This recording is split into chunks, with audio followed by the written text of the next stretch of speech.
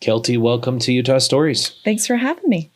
So I'm intrigued by your story because we've done several stories over the years about wild horses, about horse therapists to a degree, about kids connecting with horses and getting over trauma. It sounds like you do a lot of that work. Mm-hmm. All different kinds, yeah. Just to introduce you properly, can you tell me what do you do that's with horses right now that helps you pay your bills, that how you make your living? Yeah, good question. So it's something you have to really love to make a living doing it, but I train horses primarily, and then do one-on-one horse therapy. I used to do group therapy. I've done it in a couple different environments, but I really enjoy the one-on-one. And why is it that horses can connect with people in ways that people can't connect with people? Great question. So they're primarily nonverbal communicators, and a lot of emotion is transmitted nonverbally. So they're built to be naturally biofeedback machines because of the way that they're sensing what's going on for you. So a very common scenario is a kid comes that is feeling quite nervous, and I'll ask, "How are you feeling?" And most people will say, "I'm fine." But really there's some fear and anxiety there, and that horse will tell me pretty quickly if that's happening. So the horse tells you what the kid is potentially dealing with. Yeah. That's really cool. Pretty incredible. So we were just talking before the podcast. My Irish setter passed away a couple weeks ago. I'm so sorry. Really sad, but it was so cool. All the support we got from people who kind of seen Joey from puppy to old dog. And that Joey, the reason we got him is he literally jumped in my lap, looked me in the eyes, and was like, "Let's go home," when he was a tiny puppy. Yeah. It's like he kind of knew something was there that he could fill, and he was an amazing dog in terms of sensing our emotions and just looking us in the eye and telling me primarily, "Let's go have fun." Like, let's get out of here. Go to the mountains. So I spent tons of time with him up in the mountains and scamps. And so what do horses do for people that's probably similar to what dogs do for people? Great question. I feel like many different animals can provide therapy. What's unique about horses is they were evolved to be in a herd environment. So they really remind us, first of all, how to be present, because if you're not present, you're at risk. Yeah, that's, I think, what Joey always reminded me of. Like all the troubles, trauma, like drama, tribulation. No, let's just be here and enjoy this beautiful mountain. Right. They're fully in the moment. Yeah. Right? Yeah, I think that somatic connection to the moment and being present, something we forget a lot. So it's kind of a requirement for horses. And the other thing they do is remind us how to feel what we're feeling. So they're kind of an empathetic witness. Obviously, sometimes they don't want to be around you, and they'll let you know. But most of the time, they are a very neutral presence, and that brings out something in people that's kind of unique. Yeah, that's a good way to put it. Just a neutral presence, because when you're around a human, I don't know. Sometimes with certain people, you feel like you got to always be talking, or you always got to be engaged in conversation, but just a dog just being there or a horse just being there. And our vet, who we've had for years, she said horses are very spiritual creatures. And I haven't gotten to know any horses really well, but would you say that that's also a little bit different than a dog, that they have a greater, I don't know, connection with spirit? Or would you not necessarily characterize it? I like that idea. And I think, it's tricky to say. I think each creature we co-evolved with horses. So I do think there's something unique there. They helped us create food, and they fought our wars for us. And what an incredible creature that was functionally there for human beings. So I think we have a connection with them that's unique in that way. And they have allowed us to become peers in a way that's also unique. So when I'm training a horse, I'm asking it to trust me to be its leader. And that's such a gift. So it's different for horses. A dog is deferential, but I think the connection I have with horses feels different. Yeah.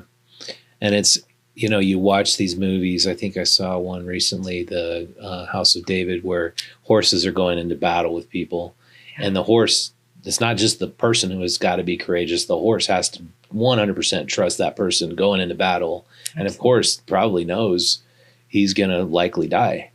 And to have a animal develop that kind of courage alongside of a human being, that, I mean, we don't do that anymore, but that must have been quite amazing to see. What a gift, right?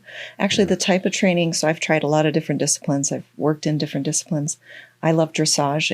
It's based on the old cavalry, so war horses, and it's about complete connection with the animal. I also love it because it's very healthy for the animal. You can be doing dressage when a horse is 33. So, those war horses gave the ultimate gift of their bodies, really. When describe dressage, I know I've heard that word before. Yeah, it literally means to train, but people often think of it as horse dancing, so top hats, and but it's truly about connecting as much as possible with the animal and controlling each minute movement. So I really like that because to me, it's also a discipline that's highly safe. And not just because you're not jumping over things. I used to jump and I love that too. But when a horse is completely connected to you, you can feel what's going to happen before it happens. Yeah. And that's a safer way to ride. For sure. You feel what's going to happen before it happens? Yeah. Like Usually. through the horse? Yeah. Huh. That's amazing. So how did you initially get involved in horses? Did you grow up with horses, or? I wasn't lucky enough to grow up with them, but it's a great question. Sorry, my spur. I really was a horse crazy kid. So I was that kid. My mom married a wonderful man who had some cattle in Lower Provo. They were only married for a few years, but he allowed me I saved up $300. We purchased we called him a slaughter horse because they were on their way to slaughter. And I rode that horse for a couple of years. I was 11 years old. And then when they split, I took the bus from Upper Provo. It took about an hour and a half to Lower Provo. I'd have like my little saddle on my back and I'd go and ride and just never stopped riding from that point on. That's cool. So you insisted to your mom, I want to do this. Yes. And luckily at that time, it wasn't as expensive as it is nowadays. So what was it about horses that was so special about that animal for you? I think it's because I struggled as a kid, not in any diagnosable way, but they gave me a presence that was very therapeutic. I wouldn't have called it that at the time, but it felt like everything else was more manageable in life when I had horse time. Yeah. So. Yeah. We talked about a little bit before the podcast, how kids who've suffered from trauma really seem to have, there's a calming connection with dogs and horses and animals. Mm-hmm. And obviously that's like something that you're attracted to with doing with your therapy. Mm-hmm. But have you noticed particular cases where kids over time have really managed to calm down, not using medication, but instead using this alternative therapy? Wow, what a great question. I have seen some pretty incredible things, and it is about each individual kid, right? Some respond tremendously well to horses, and others, it's just not their thing, and that's okay. Mm-hmm. But yeah, I have seen, for example, I got permission to share this story. I had my cousin's son, who was about 3 years old at the time, come and do some sessions with me, and he'd been working with a speech therapist. He was mostly nonverbal. And something about the horse's name was Sun Chaser, Little Paint, and something about that, he started speaking more. Mm-hmm. And it was not something I did. Mostly what I do in equine therapy is facilitate the interaction and make it safe. But just he felt like he could talk to his horse. And I think that's that unconditional kind of presence that they give. And kids feel less intimidated around horses. I mean, they are intimidating, but they feel, I don't know, it's less scary once they have time with them. So. Wow, that's really cool. So as he started talking to the horse, did he start talking to people? Yeah, over time. Wow, yeah. That's neat.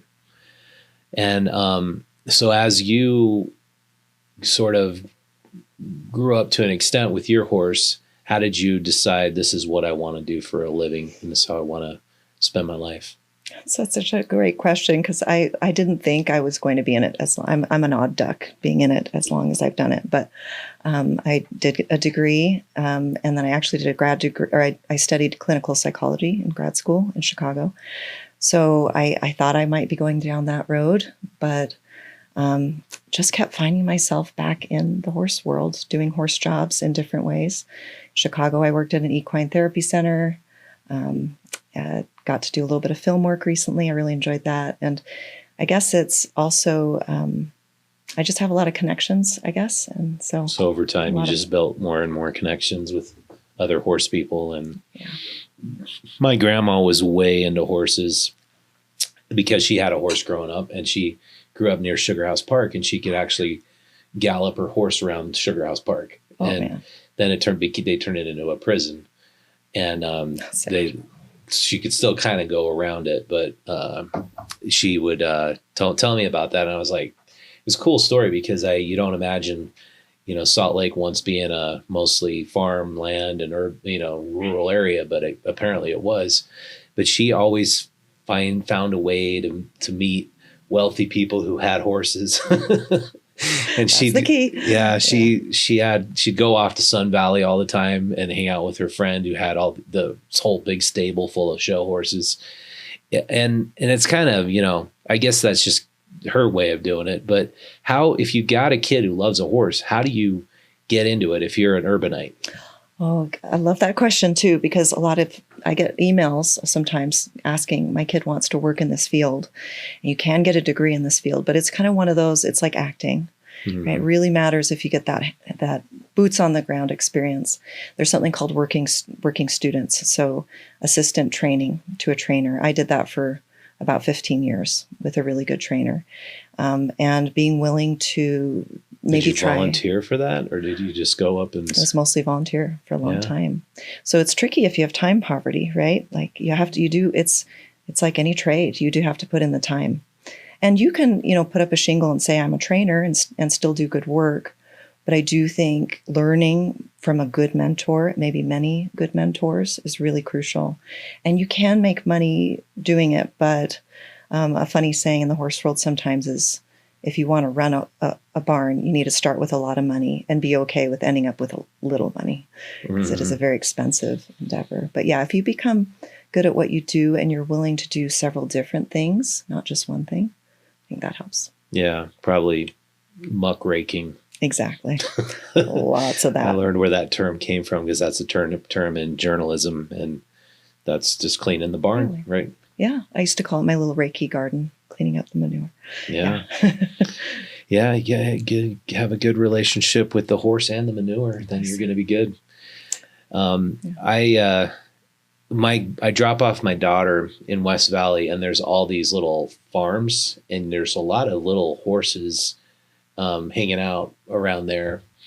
And the horses don't have any activity that I can see. They just stand there. But I guess people get so attached to their horse and they don't want to let it go. But I guess the caution is you can't really get a horse without understanding they're big animals, and you got to feed them a lot of straw and hay, right? And that's a big expense. It is. Yeah, it's tripled over my lifetime. It's tripled at least. Wow. So bale of hay is about $14 right now. And an average horse is about 1,200 pounds, maybe 1,000 pounds. They need about 2% of their body weight a day in roughage. So that's not even including supplements. So yeah, that just the cost of the roughage alone is about $130 a month. So when people look at boarding in Utah County and Salt Lake County, it's at least $500 usually. $500 a month? Yeah. Wow. Yeah. And that a lot of that is the feed, and you've got concentrates like supplements and grain. And then there's the time to take care of them in their stalls, and having someone there in case of emergency and things like that. So yeah. It's expensive. Yeah, I think it puts it in perspective. I appreciate all the people who give other people horse connections with horses. And I got lucky enough once to go on a horseback riding adventure with my boss's kid. And this horse was so well trained. He's just like, yeah, just get on the horse. You know how to do it. Right. And move the reins. And this horse just was super cool. Okay. And is that is that common, or is that more uncommon that a horse can just like chill out and let people ride it? Good question. So was that a trail ride with? Yeah, it was a trail ride. It was kind of I believe we were like I want to say like Kaysville area, something like that. And there was just a trail we were able to go around on, but it was super fun. Yeah, I loved being a guide. I used to be an outfitter and guided trail rides, and that was fun. A lot of people that had never ridden before. So it's actually really easy for a horse in that scenario because they are herd animals. We call it a nose to tail outfit because they will almost always, you're under the illusion of control, but unfortunately they'll pretty much just follow the horse in front of them 90% of the time. So yeah, I like to think it was just because I was really naturally good. You were just naturally really good. Is what's the skill involved to becoming a good rider? Like, what do you have to do to train and get good at it? Well, I'm still learning. I'd say any good rider will say they are always learning, right?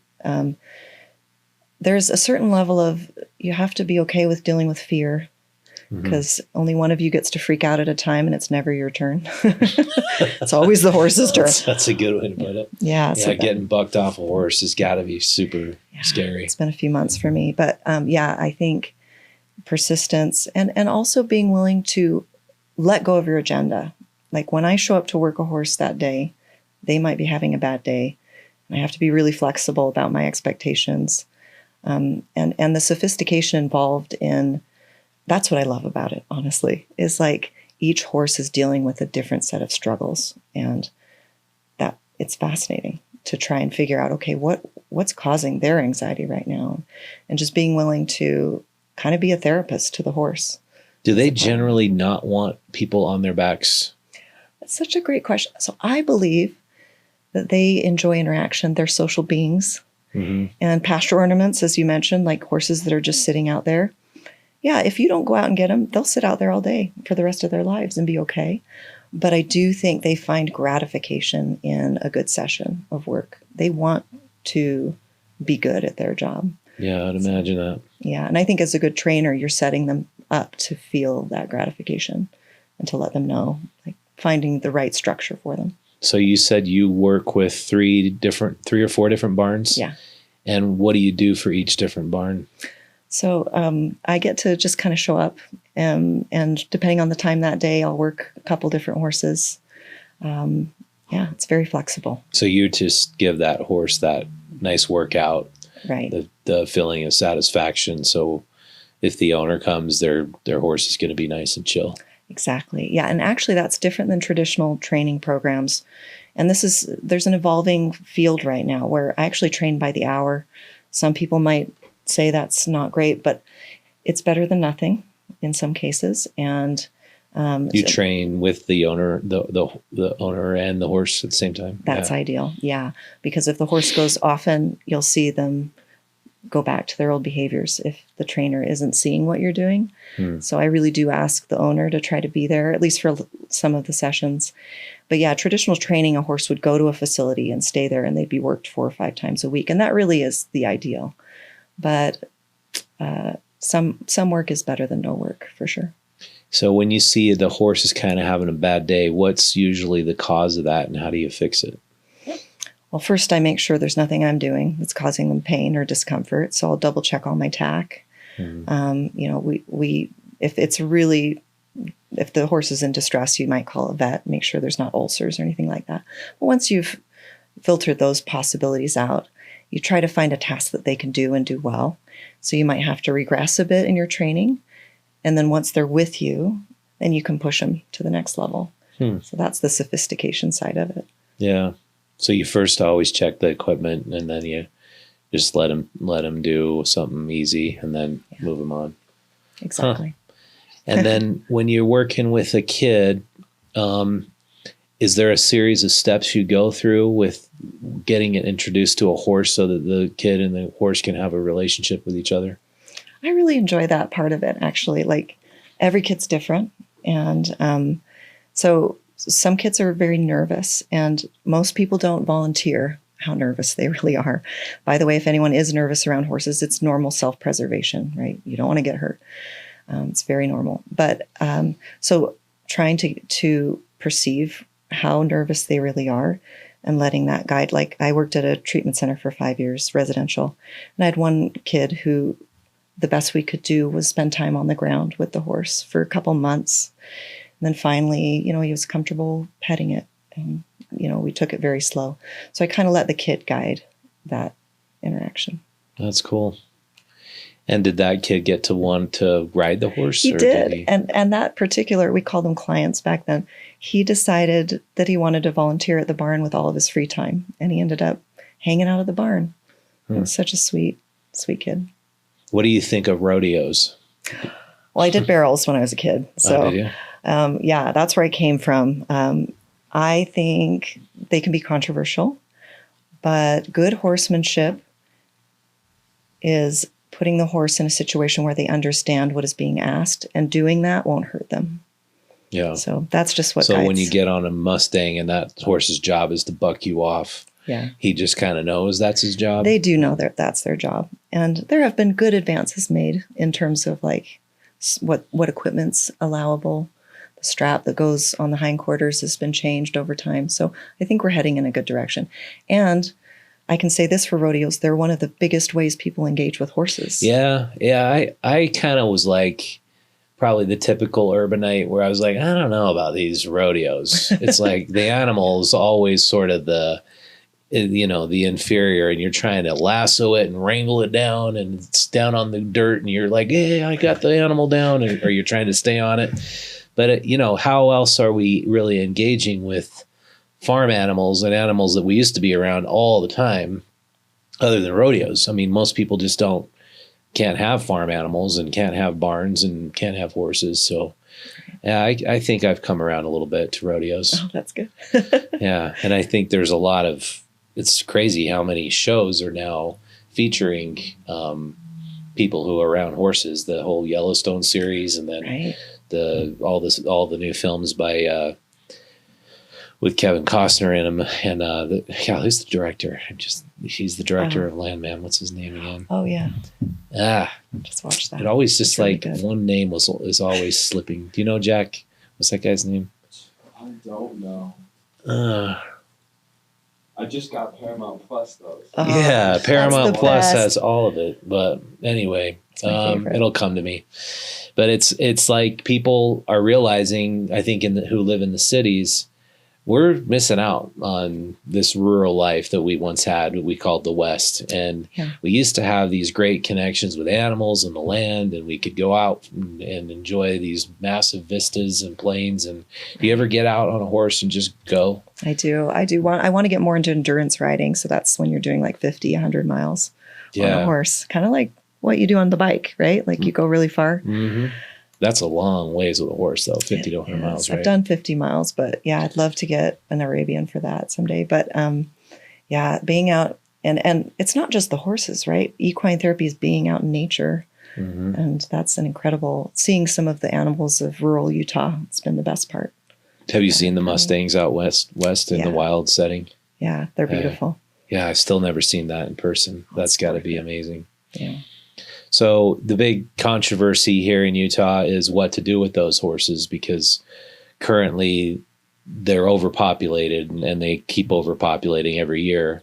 They got to wrangle them all up and cull them or ship them off to Canada where they turn them into meat. And do you have any idea what would be do you have a stance on that issue? Oh, it's such an important issue, and I'm not well versed in it, but I do feel like adoption programs are great. I feel like we need to keep Mustangs in the public eye, and they get a bad rap. I've worked with Mustangs, several Mustangs that are fantastic horses. They can be good riding horses. I don't think that an amateur trainer should take them on. They tend to be a little hotter on the breed scale, but I feel like we need to be aware of the fact that this is a part of our heritage, and I sure hope we can keep those herds having enough space. I think space is the big issue. Yeah, and I kind of get both sides of it, because if you let the horse population get too large, then the antelope, which is more native, won't have enough land, and the deer and everything else that's grazing out there. But it just seems like there's got to be something better than culling the herd and selling them off for meat than what we're doing currently. I know nothing about horse breeds, and you mentioned that Arabians can, of course, go a lot further distance. And I know that Mustangs are an incredible breed as well, that the Comanche and the Utes took advantage of before white settlers came here. Right. What is up with that breed? What's special about the Mustang in terms of do they have like pretty decent endurance, but they're more hardy, or what would you say? They are more hardy. They are strong. But they're actually represent almost all of the horses we have here come from the Spaniards, the conquistadors. Mm-hmm. So all of the Mustang breeds we have, and there are many, come from those original horses brought over. And they are used, different breeds are used for different things. Like you mentioned, different native tribes would use different breeds of Mustangs, but they really are a big part of Utah heritage. Yeah. As a breed. Like all these breeds, these Andalusians, Frisians, all these other breeds are brought in. Mm-hmm. But those are European breeds. Yeah. Yeah. We just read Black Beauty, my little daughter, and she got into that because there was an economy back then, and you get real familiarized with it through that book, where a horse would be very strong in its initial maybe first 10 years or something like that, and it would be a workhorse pulling a plow or a carriage or something like that.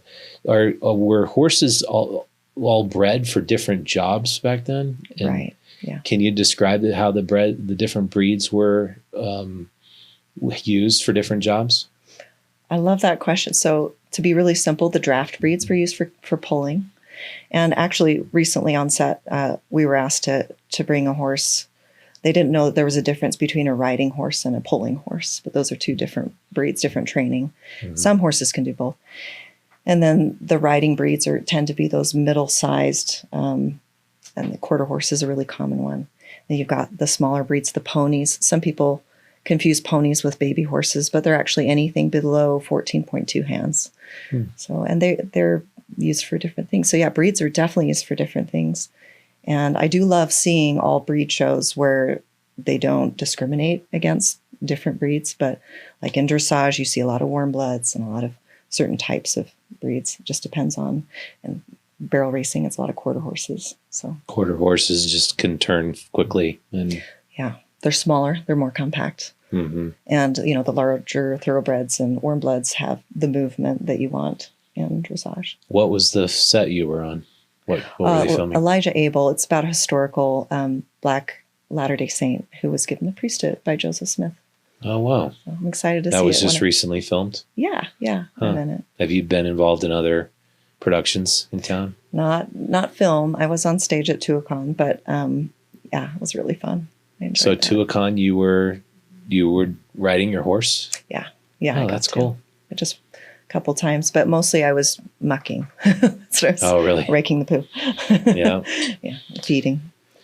Yeah. Well, I think, how do people get more acquainted with what you're doing and sign up their kids and be involved? I'd love to see that. I actually am trying to make more connections. So I built a website just for families, mostly because I get stopped all the time where people go, my kid wants to ride.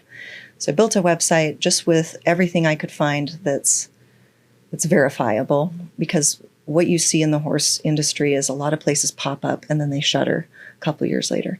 So I built a website with these kind of larger operations, and it has sections for different like equine therapy, trail rides, lessons. So that's really the resource that I'm trying to offer. And it's a not-for-profit. I'm not trying to make money. Just want to help people connect, because like anything, it sometimes takes a few tries to find the right fit. Yeah. I think. So what's the website? Hey Partner, HAY partner.com. Cool. Yeah, thanks. That sounds awesome. Thanks for letting me mention it. And how would you you'd recommend parents watching this who have kids who might want to get involved with horses just go there, see the resources available? Yeah. Yeah. And there are a lot of ways to do horses that don't cost an arm and leg too. Yeah. Like vaulting is a sport. It's the dancing on horses. We have a few vaulting clubs in Utah. That can be a gentle introduction for kids. There's 4-H clubs you can attend that are free. You can have a free pony ride if you go to This Is the Place Heritage Park or Thanksgiving Point. So it doesn't have to be traditional riding lessons per se. Yeah. Yeah, I got acquainted with a lady who had these incredible Arabian horses, and she had a place in, I want to say Wellsville, which is near Logan, near Smithfield. And she had I should get reacquainted with her. She had people come out who wanted to feel the spirit of the horse who were dying from cancer or who had cancer. And she said these horses had healed people. But it seems like there's just so many ways to tap into the power of animals and horses that are very non-traditional and probably a little controversial, but I think it's works. It's like, as I think you can put your kid on medication. That's the common, easy solution to most problems when your kid has problems, right? Or you can connect them with animals. So I think it's just awesome what you're doing. Thank you. Really appreciate that you're out there doing that. Love doing it. That's great. Well, thanks so much for watching. And if you want to get more involved with what we do, go out to utahstories.com, subscribe to Utah Stories free digital newsletter. And if you want to support our independent local journalism, you can subscribe to the magazine for $5 a month. We have our November issue, which shows you how to support the best locally owned businesses. Because if you want to prevent the imminent corporate takeover of all of our communities by Amazon, Walmart, you name it. And I love Amazon, Walmart, but I think I love local community better. Then use this as a guide for your local holiday shopping.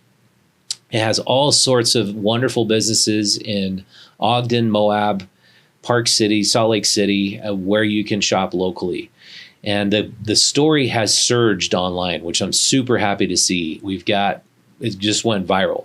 And so if you go check out utahstories.com, share that guide with a friend, and we all can shift our spending more to local, then we can prevent Amazon and Jeff Bezos from basically owning all of our communities, So that's the idea behind it. And if you like that idea, consider subscribing to the magazine or becoming a member. We are working on our next issue of Faces of Utah magazine, and it's looking awesome. The people we've got collected inside of it are really cool. The current people in our current issue are super amazing people, especially the people who are growing things. I was so happy to feature 3 growers in here. My friend Thane Taggy, we went out and hung out with him for a day on his farm, and it was such a blast to see how a farmer, one of the most successful farmers in Utah, does his operations. That's Thane right there. Have you met that guy? He's cool. got like $30 million worth of farmland he's put into a trust that's going to be farmland in perpetuity, and I just think it's an awesome thing what he's doing. So yeah, if you'd still like to get a copy of Faces of Utah, go to thefaceofutah.com and you can purchase a copy or become a member. So with that, thank you so much for watching. Subscribe, like, share this with a friend, all that stuff. We'll see you next time.